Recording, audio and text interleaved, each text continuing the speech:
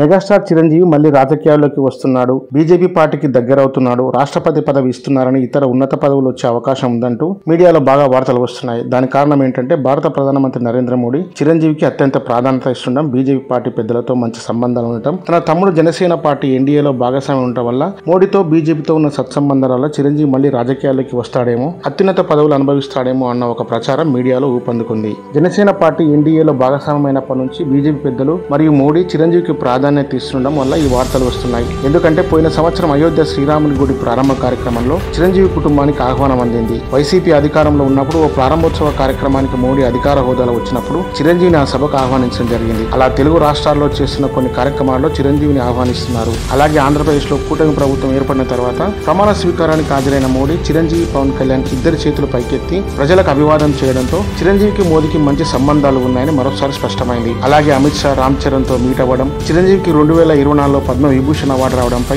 మొన్న జరిగిన సంక్రాంతి వేడుకల్లో కిషన్ రెడ్డి ఢిల్లీలో తన ఇంటిలో జరిగిన వేడుకలకు ప్రత్యేక ఆహ్వానితులుగా మోడీని పిలిచినప్పుడు ఆ వేడుకకు చిరంజీవిని కూడా ఆహ్వానించారు. ఆ వేడుకలో మోడీ చిరంజీవిని తన వెంటనే తిప్పుకోవడం వల్ల ఈ వార్తలకు ఎక్కువ బలం వచ్చింది. ఈ మధ్య జరిగిన భారత సినీ పారిశ్రామిక ప్రముఖులతో ప్రధాని నరేంద్ర మోడీ శనివారం వీడియో కాన్ఫరెన్స్ మాట్లాడారు. అంతర్జాతీయ స్థాయిలో భారత్ ని గ్లోబల్ ఎంటర్టైన్మెంట్ హబ్ గా మార్చే లక్ష్యంతో కేంద్ర ప్రభుత్వం వేవ్స్ అంటే world audio visual and entertainment submit ని నిర్వహించనుంది. ఎలా అయితే ఆర్థిక రంగానికి సంబంధించి ప్రతి సంవత్సరం దావోస్ లో వరల్డ్ ఎకనామిక్ ఫోరం ఎలా జరుగుతుందో ఎంటర్టైన్మెంట్ పరిశ్రమ కొరకు అంతర్జాతీయంగా వేవ్స్ ను అలాగే నిర్వహిస్తారు. ఇందులో భారతదేశంలో ఉన్న ప్రముఖులు సుందర్ పిచాయ్, సత్య నాదెల్లా, ముఖేష్ అంబానీ, ఆనంద్ మహీంద్ర, అమితాబ్ బచ్చన్, షారుఖ్ ఖాన్, రజనీకాంత్, మోహన్ లాల్, అమీర్ ఖాన్, ఏఆర్ రెహమాన్ వీరితో పాటు చిరంజీవిని కూడా భాగస్వామిగా చేర్చారు. ఈ సందర్భంగా చిరంజీవి ఇందులో తనని భాగస్వామ్యం చేసినందుకు మోడీకి సోషల్ మీడియా వేదికగా థ్యాంక్స్ కూడా చెప్పారు. ఇలా ప్రతి సందర్భంలో మోడీ మరియు మోడీ ప్రభుత్వం చిరంజీవిని సందర్భానుసారంగా ప్రాధాన్యత ఇస్తూ ఉంటే ప్రజల్లో మళ్లీ చిరంజీవి రాజకీయాల్లోకి వస్తాడేమని వార్తలు వస్తున్నాయి. ఇదిలా ఉంటే ఈ మధ్య జరిగిన విశ్వక్సేన్ నటించిన లైలా సినిమా ప్రీ రిలీజ్ వేడుకకు